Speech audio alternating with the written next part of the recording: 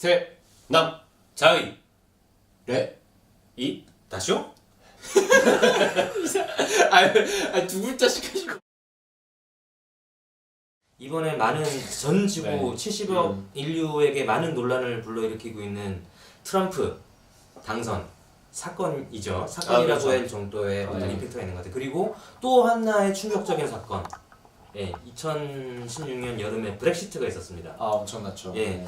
그 제가 우연찮게 페이스북에서 되게 좋은 기사를 봤어요. 근데 그 제목이 아마 그랬을 거예요. 이 두 사건에 공통점이 있다 하고 그 떡밥송으로 이제 제가 그 낚시에 제가 화들짝 그 잡혀 들어가서 그 읽어봤는데 아니나 다를까 좀 무서운 내용이 좀 담겨 있었습니다. 그 비밀이 뭐냐면은 혹시 MBTI 심리 검사 해보신 적 있으신가요? 나는 오래전에 해본 것 같아요. MBTI 대학교 뭐 나은지 혹시 기억하세요? 기억은 잘 안 나는데 한쪽이 저는 되게 높았던 것 같아요. 예를 들어서 뭐 이렇게 관계라든지 뭐 예를 들어서 뭐 이렇게 기질을 이렇게 딱 보여주는 거잖아요. 그러니까 그 중에서 저는 관계 이런 것들이 굉장히 높았던 걸로 기억하고 있어요. 승학 매차는 저도 하긴 했던 것 같은데 뭐 사실 그렇게 되게 특별한 게 없어서 기억이 잘 나진 않는 것 같아요. 저도 기억은 잘 안 나요. 그게 보통 이제 그 설문조사를 하잖아요. 그 네. MBTI가 그 만든 사람의 이름 마이어스 브릭스 어쩌고 저쩌고 하는 그 사람의 이름을 딴 이름이고요. 사실 크게 네 축으로 되어 있습니다.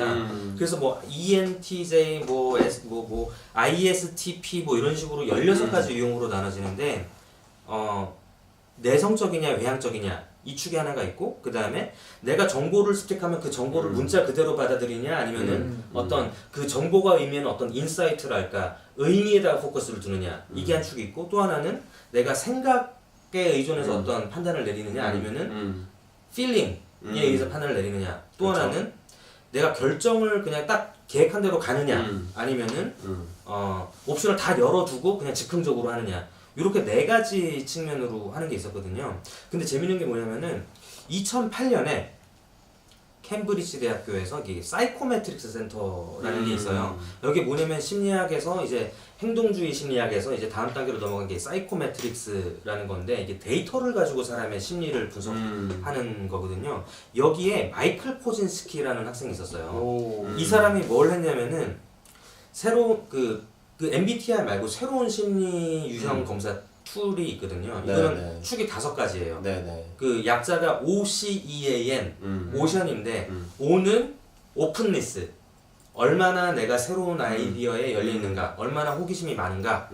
두 번째는 컨센셔스니스, 얼마나 내가 딱 뭐라 그러죠? 정리전돈을 잘 해놓고 내가 계획대로 하고 즉흥이 별로 없는지, 얼마나 즉흥적으로 하는지 이게 C고, 그 다음에 익스트로버전. 내가 얼마나 내향적이냐. 나 앉아서 차분하게 이렇게 혼자서 뭔가 뚝딱뚝딱 만드는 걸 좋아하느냐. 그렇죠. 아니면 사람을 만나는 걸 좋아하느냐. 이런 게 있고 또 하나는 어그리어블리스. 오션에서 A. 어그리어블리스는 내가 얼마만큼 다른 사람하고 잘 협조를 하는지 아니면은 누가 나한테 무슨 제안을 했을 때 이게 의심을 하고 보는 거죠. 이거 저거 제가 나한테 사기치려고 그런 거 아니야 이렇게. 그리고 또 하나는 뉴로티즘. 그러니까 그런 게 있어요. 사람이 우울증을 오면 똑같은 자극을 받더라도 어떤 사람은 그거 괜찮은데 어떤 사람은 되게 그래갖고 더 유독 더 많이 상처받고 있는 이런 사람들 있잖아요. 이걸 뉴로티즘이라고 해서 얼마만큼 이 사람이 외부 자극에 되게 민감하게 반응하는가, 안 좋은 경험을 평소에 더 많이 하는가 이런 축이 있어요. 그래서 이 5가지가 있는데 MBTI나 이 오션이나 사람들을 이걸 검사를 하려면은 뭐 설문지를 해요. 그렇죠. 당신은 열려 있습니까? 그렇죠. 뭐 이런 설문조사를 막 해요. 저 그게 싫더라고요. 이게 귀찮죠. 굉장히 귀찮아요. 스왑. 네. 너무 많아요. 네. 근데 이 마이클 코진스키라는 그 캠브리지 대학교의 학생이 네. 이거를 서베이 처음에 페이스북에서 퀴즈를 했어요. 그 요새 그 퀴즈 하는 애 있죠? 본본. 본본처럼 그 퀴즈 설문을 했었거든요. 네. 근데 그러다가 페이스북 라이크를 가지고 내가 여태까지 그냥 의식 없이 그냥 페이스북 라이크 눌렀던 패턴을 가지고 이 오션에 따른 성격 유형을 분류할 수 있는 그런 거를 고도화를 한 거예요. 그래서 예를 들면 어떻게 되냐면 임종 같은 경우는 거의 내가 라이크를 여태까지 뭘 눌렀는지만 보면은 제가 라이크 누른 걸 보면은 제가 확인종인 걸 아는 거예요. 예를 들어서 가수 중에 그 래퍼 있죠. 우탕 클랜 있잖아요. 혹시 이 우탕 클랜을 좋아하면은 얘는 거의 이성애자다. 그리고 화장품 브랜드 맥이라고 해야 MAC라고 있나요? 맥이요. 맥을 좋아하면은 얘는 게이일 확률이 높다. 아. 라든가 어. 이를테면 자동차 취향을 보면은 이 사람이 트럼프를 찍을지 힐러리를 찍을지 거의 굉장히 높은 확률로 알 수가 있는 거예요. 왠지 뭐 약간 그런 쉐비카라던가 이런 되게 큰 머슬카를 찍으면 트럼프를 좋아할 것 같아요. 네, 그렇죠. 네. 근데 이게 이거를 가지고 얘가 그 캠브리지 대학교에서 아까 사이코메트릭 센터에서 이걸 연구를 했는데 갑자기 이제 알렉산드로 코건이라고 하는 사람이 나타나가지고 내가 정치 마케팅 캠페인을 하는 에이전시를 하는데 네 아이디어를 쓰고 싶다라고 한 거예요. 그래서 그 처음에 이거 연구를 하던 그 마이클 코진스키는 이걸 반대를 했거든. 나 너랑 하고 싶은 생각이 없다. 그런데 얘가 이 아이디어를 얘가 협조를 안 하니까 지가 직접 그 개발을 한 거예요. 그래서 이거를 갖다가 지금 페이스북 라이크를 가지고 사람의 성향을 분석하는 거를 개발을 해가지고 브렉시트 때 마케팅을 했고 트럼프 캠페인에도 마케팅을 해준 거예요. 그래서 누적 트럼프 캠페인이 여기다 쓴 돈이 약 4.5 밀리언이었다고 하니까 거의 50억 원을 들여가지고 캠페인에 썼다 그러더라고요. 그래서 예를 들면 어떤 걸 했냐면은 트럼프하고 힐러리하고 토론회를 했잖아요. 그렇죠. 토론회 1차, 2차, 3차를 했는데 3차를 할 때는 이제 사람마다 다 다른 성향을 가지고 있잖아요. 그렇죠. 메시지를 17만 5천 개로까지 되게 바리에이션을 여러 개를 만들어가지고 마이크로 타겟팅을 해서 광고를 한 거예요. 와우. 그래서 예를 들면은 아까 그 오션에서 맨 뒤가 뉴로틱이었잖아. 얼마만큼 내가 불안해하는가, 외부 위협에 민감하게 반응하는가. 그런 사람들한테는 페북에 광고를 띄워요. 한쪽에는 사람이 그 강도 가가지고 유리창 깨는 사진. 그리고 한쪽에는 내가 총 들고 우리 가족은 내가 지킨다. 되게 좋은 이미지를 그런 걸 써주는 거야. 그러면 이 메시지가 그런 어떤 불안 성향을 가진 사람한테 굉장히 강력한 어필이 되는 거야. 그렇죠. 그런 식으로 그림하고 심지어는 제목을 뭐 빨갛게 할 건지 사진을 뭐 내가 화난 표정을 쓸 건지 아니면 웃고 있는 표정을 쓸 건지 그리고 뭐 힐러리 지지 성향이 있는 흑인 유권자들한테는 힐러리를 디스하는 메시지를 그런 사람한테만 마이크로 타겟팅을 해서 쏴준 거죠. 되게 무서운 거는 그 사람만 그런 뉴스를 보고 그렇지 않은 사람은 그런 뉴스를 못 보는 거야. 정확히 타겟팅된 예. 메시지. 페이스북 자체가 워낙 타겟팅에 이렇게 정교화된 시스템이라서 그래서 이게 뭐냐면 내가 지도새도 알지 못하게 눌렀던 라이크들이 외부 그걸 가지고 분석에 대해서 저한테 마이크로 타겟팅 정보가 나도 모르게 나한테 정보가 오는 거죠. 이게 뭐냐면 되게 무서운 것 같아요. 원래는 여태까지 우리는 구글에서 정보를 찾았어야 됐잖아요. 네, 그렇죠. 내가 뭔가 찾으려면 구글에서 검색어를 쳐요. 이를테면 하숙집, 신촌 하숙집을 치는데 내가 여태까지 그런 몇 번을 해두면은 다 그런 광고 뜨잖아요. 우리가 앞에 미리 눌러놨던 키워드에 따라서 광고가 그렇게 뜨잖아요. 쿠키로 해가지고 정보가 나도 모르는 사이에 이제 그 프로파일링이 다 돼가지고 이렇게 오는 거죠. 그래서 이거를 갖다가 실제로 캠페인을 해볼 수도 있어요. 그 웹사이트 주소가 있는데 이번에 우리나라 대선 때는 진출 안 하나요, 이 회사? 그래서 이거가 만약에 된다 그러면 정말 너무 뭐 흥미롭기도 하고 무서울 것도 같아요. 재밌는 건 뭐냐면은 2008년에 오바마가 미국에서 당선이 됐을 때 굉장히 큰 뉴스가 됐던 게 있었죠. 이메일 마케팅. 네, 이메일 마케팅. 그 이메일 마케팅을 했던 곳 이름이 블루스테이트 디지털인데 여기서 유권자 성향별로 메시징을 다 다르게 해가지고 그 풀뿌리로 이제 돈을 모금을 해가지고 공화당에서는 이거를 다 로비를 해가지고 되게 돈 많은 사람들한테 스폰서를 받아야 했는데 풀뿌리로 해서 굉장히 이 기술이 정말 민주주의를 바꾸는구나 그렇죠. 라고 되게 사람들이 유명했죠. 희망에 부풀어 올랐었어요. 심지어 이름도 블루네. 그쵸. 블루가 들어가네. 근데 똑같은 맥락인데 비슷한 유형의 기술이 페이스북을 통해서 조금 더 훨씬 더 고도화가 되는데 이번엔 그 반대 방향에서 쓰인 거죠. 네, 약간 무섭게. 예, 그래서 실제로 그 캠브리지 아날리티카라는 에이전시가 그 브렉시트도 지원을 하고 트럼프 캠프도 지원을 하고 했을 때 그 언론에서 굉장히 네거티브한 기사들이 되게 많이 나왔어요. 이거 정말 무섭다고. 그래서 실제로 이게 되고 나서 어떤 일이 있었냐면 Y 컴비네이터였던가 어디였던가 잘 제가 어디 엑셀러레이터인지 정확히 기억이 안 나는데 점점점 이 데이터와 과학과 그 IT 기술이 그 끼칠 수 있는 그 개인의 삶에 끼칠 수 있는 영향이 점점 커지기 때문에 특히 프라이버시에 있어서 내 정보를 내가 보호할 수가 있어야 된다. 내가 페이스북에서 무심결에 누르는 라이크 하나가 어떻게 다른 사람의 마케팅에 이용이 될지 모른다. 그래서 내가 내 데이터를 내가 관리해야 된다. 라는 취지로 해가지고 데이터 셀피라는 그 앱을 만들었어요. 이게 뭐냐면은 앱이에요? 앱은 아니고 정확하게 말하면은 앱은 아니고요. 크롬 익스텐션이에요. 아하. 크롬 익스텐션에 그 데이터 셀피라는 걸 딱 깔면 치면 나와요. DATA SELFIE 데이터 셀피를 치면은 내가 여태까지 누적 페이스북 누른 게 몇 시간이니까 심지어는 이런 것도 분석을 해요. 내가 내 지금 타임라인 내가 핸드폰 화면에 특정 기사 이게 쭉 내리다가 또 멈추잖아요 이렇게 여기서 몇 초 머물렀는지 이런 것까지 분석이 되는 거예요. 굉장히 무서운 거죠. 약간 미디엄이 그런 분석을 잘 하지 않나요? 블로그 서비스인 얼마나 그렇죠. 책을 어디에서 제일 많이 읽고 예, 그런 것들이 마이크로 타겟팅 하는 거가 뭐 아마존에서 제일 처음에 그 내가 산 구매 패턴을 가지고 계속 책 추천을 넣어주고 내 위시리스트에 어떤 게 들어있는지 내 그 카트에 그렇죠. 뭐가 들어있는지 가지고 계속 책을 취향에 따라서 맞아. 찔러주잖아. 그게 굉장히 그 혹하거든요. 아마존에 넷플릭스도 추천해 마찬가지죠. 넷플릭스도 그렇고. 근데 넷플릭스가 이번에 되게 신기했던 경험이 맞아요. 우리는 보통 그 데모그래픽으로 나누잖아요. 예를 들어서 뭐 서울, 뭐 이렇게 전라도, 제주 이렇게 맞아요. 나누는데 그네들은 그게 아니라 다 상관없다고. 글로벌리하게 네. 보면서 이제 인도에 사는 사람하고 한국에 사는 A라는 사람하고 똑같을 수 있다는 거죠. 맞아요. 똑같은 맞아요. 성향을 가질 수 있다. 그게 굉장히 흥미로웠어요. 그게 뭐냐면은 여태까지 마케팅은 전부 다 이제 데모그래피 위주였거든요. 남자냐 여자냐 20대냐 무슨 15세냐 뭐 대학생이냐 뭐 돈을 버냐 이런 거였는데 이제 사실은 이게 거의 의미가 없는 거죠. 그렇죠. 그야말로 그렇죠. 개개인화된 마이크로 마케팅이 되게 중요해지는 거고 그런 의미에서 아까 매차님이 얘기했던 그 책에서 책을 사는 경험 자체도 정말 나 개인 한 명한테 어필하는 거 네. 그리고 좀 더 소수의 그룹의 사람들한테 어필하는 쪽으로 이제 다 재편이 되기 시작하는 것 그렇죠. 같아요. 그렇죠. 이게 정말 이제 챗봇도 그렇죠. 어떻게 보면 네. 챗봇도 이제 개인화된 대화로 나가는 거니까.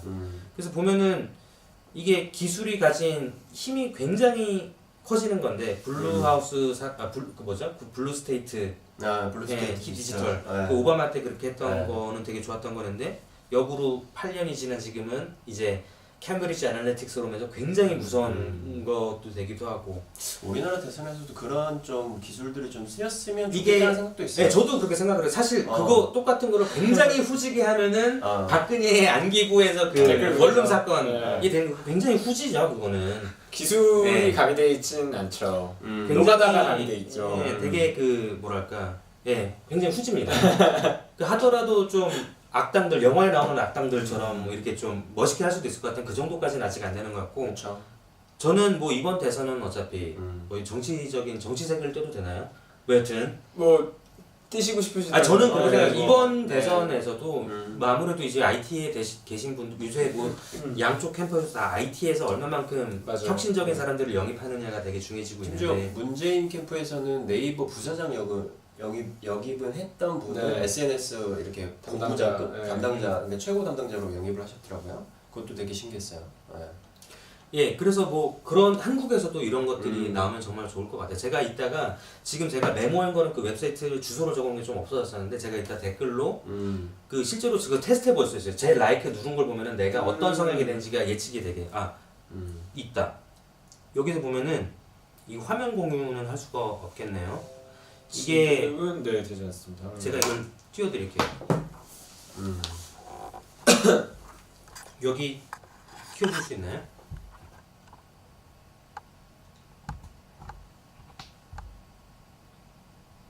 예. 네. 훌륭하네요. applymagicsauce.com이거든요. applymagicsauce.com applymagicsauce.com이에요. 여기 들어가서 이 캠브리지 애널리틱스 처음에 했던 마이클 코진스키가 만든 사이트예요. 여기 들어가가지고 제가 이제 페이스북으로 연결하기 딱 누르잖아요. 그러면은 나의 사이콜로지컬 젠더